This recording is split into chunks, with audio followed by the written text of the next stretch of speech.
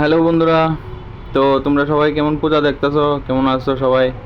তো কালকে অষ্টমী পূজাতে পারিছিলাম।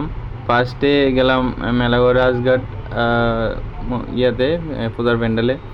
তো যাওয়ার পরেই বৃষ্টি শুরু হইলো। আর দেখো, তোমরা দেখতেই পারতেছো বৃষ্টি কীরকম হইতেছে। আমরা একটা জায়গাতে বইয়ে রয়েছিলাম, আমি আর বন্ধু।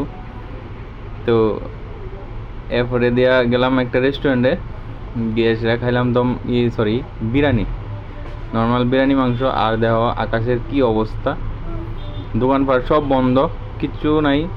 তো বিরিয়ানিটা পাইছিলাম, বেঁচে গেছি, খাইছি। 12টার সময় গেছি, আর খাইছি ধরো 1টার দিকে। তারপরে রেস্টুরেন্টেই বই রয়েছি। এরপরে দিয়া রেস্টুরেন্টে চোখের মধ্যে তো ঘুমায় বসছে। তো এদিকে যেদিকে খাইছি এদিকে একটু ঘুমাই নিলাম ডাইনিংয়ের উপরে। তারপরে দোকান থেকে বাইরেলাম রাত্র 2টার সময়। বাড়ি এসে দেখি দোকানের অবস্থা, মানে অন্য দোকানের অবস্থা সব, কারোর তো ব্যবসা বাণিজ্য একদম শেষ, কেউ কোনো ব্যবসা বাণিজ্য করতে পারছে না। তারপরে বাড়ির দিকে চললাম, রাস্তাঘাটের কি অবস্থা দেখেন, অনেক মানুষ কিন্তু আটকে আসলো সবাই। তারপরে বাড়ি চলে এলাম। ঠিক আছে, সবাই ভালো থাকো।